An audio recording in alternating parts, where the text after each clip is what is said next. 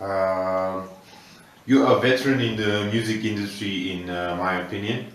Some people say 10 years, others say more than 10 years. But let's start it off like this. First and foremost, who is Jblack, and if you can, how long exactly have you been in the Namibian music industry? Jblack is, I mean, a musician. Yeah.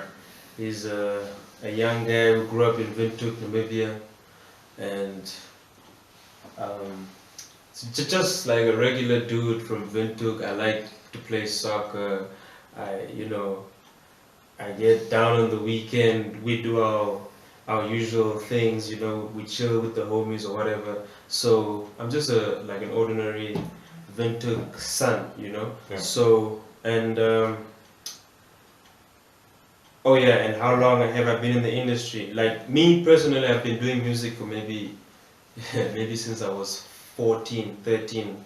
I recorded my first song when I was like 13. But in the industry, I've been in the industry since 2010. That's when my first official song dropped on radio. Okay. So it's 10 years now, yeah. Right. Now, what made you go into music? What made me go into music?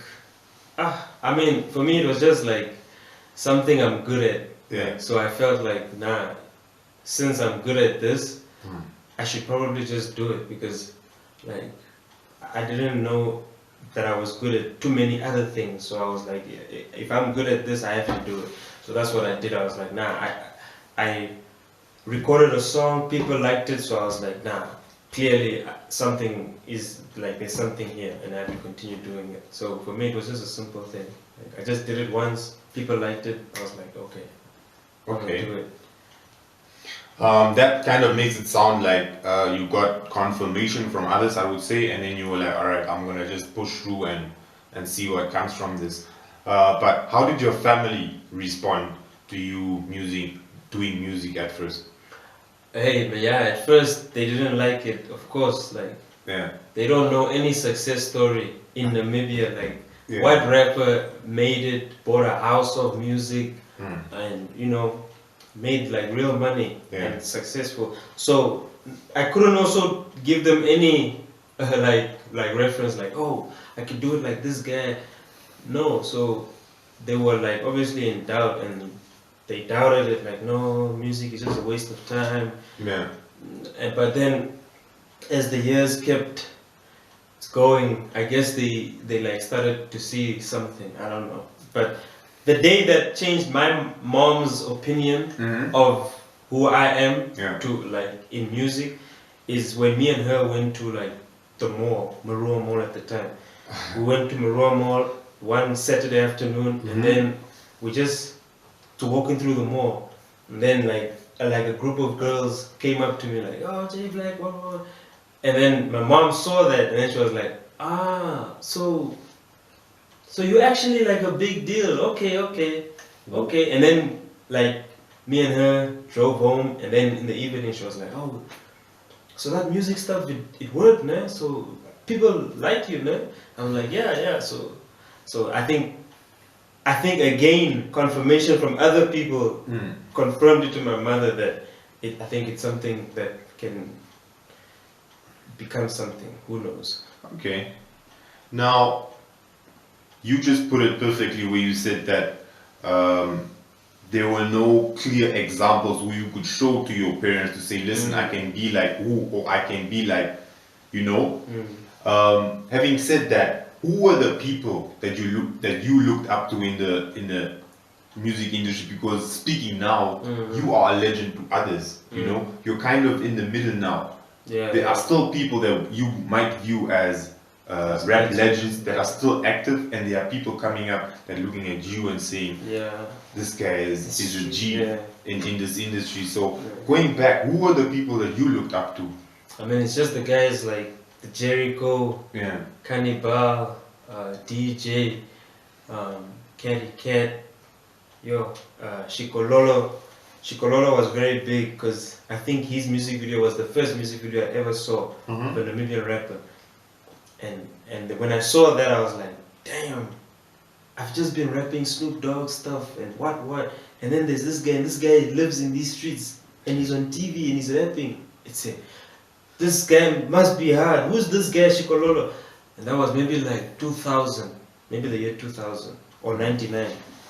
So when I saw that, I was like, nah, this, like, niggas here do this shit as well, so why can't I do it here?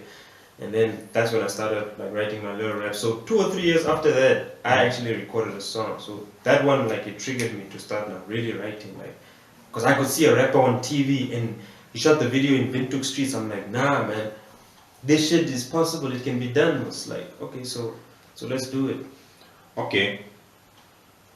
You mentioned a few names there, like you said, Jericho, DJ, Kerry Cat, all of that. Did you take a little from each and every to make your own, or can you narrow it down to say, this guy did it in, I know you mentioned Shikololo there, but I'm just saying, or is that your answer? Would that your answer be then, after seeing Shikololo on TV, you were like, listen man, I can do it because I'm seeing it being done? Actually, now when I'm like more grown and I'm looking back, I'm even more like Shikololo was as when I was a kid, because he was also like he used to challenge what's happening in society with his music and with what he used to like say and tell people. So Shikololo was very like a revolutionary, like with his music and his message. And now, looking at who I became now, I feel like, okay, so I always fight for hip hop and stuff like that, and that's what Shikololo used to do, but fighting more for like his people. So in hindsight, now looking back, I became like someone I was really looking up to. Okay. But I don't think I took much from like Kanye or Jericho or DJ. No, those guys I just saw, like I just watched them and I admired them, but I never really, I was never. Man, I was inspired by them, but those are some of the few people that I know personally that I never took any of their style to add to my music. Because I can name who I really took my style from, but it's not those guys now. It's not those guys. Can I push you on that one? yeah, of course. I mean, like the way I rap, is like a mixture of like T.I., Snoop, and Jblack. Yeah, T.I., Snoop, Jblack, and maybe also a lot of like the lyrical rappers like Eminem and like a Jadakiss, or because I also do love the bars, but I was always I'm so inspired by T.I. and Snoop, and I even used to like watch T.I.'s performances and try to perform just like him. I used to do that as a kid, like, but when I began like rapping and doing shows, performing at high schools, events, 16, 17, I used to go home, watch T.I. perform on like wherever I could find his clips. I watch him perform, and I'm like, tomorrow when I perform, I must perform like that. So I know I took a lot from T.I. Cool. Now, we all know this thing of elder rappers or people in the music industry that have been there for longer. When new people come out, some help, some ignore. Now, my question to you is, were there actually people in the music industry that helped you along your journey? I'm not talking about sending you an SMS, hi, I see you, congratulations, or liking a post. I'm talking about real support, getting you into the studio, doing a feature for free, trying to get you onto the show, trying to get you on the list. I'm talking about, were there people that really helped you? Yeah, I would say Kanye Bao is one of those people who just helped me like for free. He never asked me for anything, he just wanted to help me. He used to give me beats, then he would sing on the beat, and I would just come and rap, and then I had a song. So yeah, he literally helped me, Kanye Bao, and guys like Willie G also, because he was my producer for years, and we worked together for years and years and years and years and years, but we never once spoke about paperwork. you know. So like there was like a genuine help there. Okay. And who else? Ish, it's not many, man. I think Willie G, Kaniba helped me.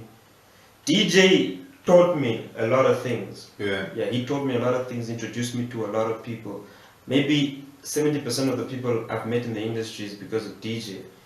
So, yeah, I think those three people. Right. So those three people, do you still keep in touch with all three of them?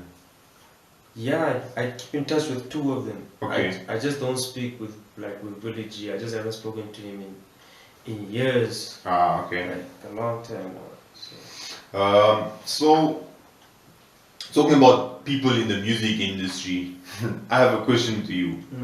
This is a bit on the negative side, I would say. Or, depending on which perspective you look at it, can also be a positive. But why do others, new and old, in the music industry, always seem to beef you? Hey, yeah, that's a good question, bro. I don't know, man. I mean, I used to think it's like a real hate thing. Yeah. I used to think that the guys like hate me for some reason, but then guys that don't even know me do the same shit or come with the same game plan and try to beef me. Then I realized maybe it's just a trend, or maybe they think that's what will get them to pop. And at times it works. Like for example, a good example is F-Zone, the guys from O-Town, Okahanja. When they dissed me, like they made a video about it, like the video still, till this day, maybe the video is like 11,000 views. But now, look at it now, like no offense, but I've even seen people say, oh, F-Zone, the guys who beefed Jblack. Like, that's what they are, like, remembered for. That is the biggest thing they ever did. That's the most views any of the videos ever got.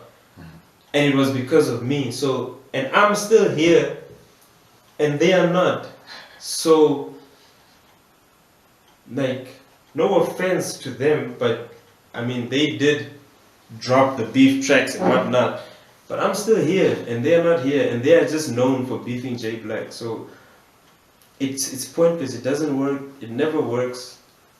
And I don't think it would ever work, and the reason they do it is still something I'm trying to figure out. Maybe one day we will discover the real reason why they beef me.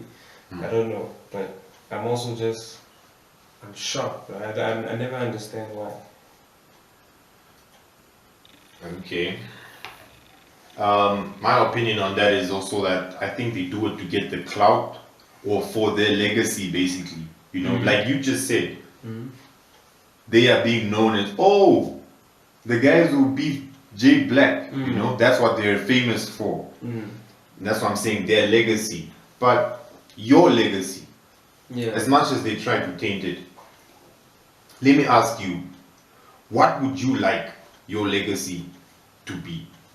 My legacy to be is just to, like, just for people to know, like, there was a guy who was here, who lived in windhoek, and like that boy was passionate about music, and ever since he started doing music, he never stopped, never took a break, no year off. Every year we kept pushing and doing our best and releasing music, and I want people to just know, like right now we don't know what the future holds. So I might win a BET one day, I might win a Grammy one day, but if, for example, the story ends in the next 5 minutes and I'm no more, then they should take that with them. Like, this guy, until his last breath, he was always going to go for what he believed in, and that is for his music to be heard by every person in this world and to inspire kids like myself to just follow their dream. And that was all I wanted them to like get from my story. And in the story, if you listen to the music, there's a lot more stories. So, but no, the main story is just like, do what your heart says you should do, and do it until the last day that you can do it.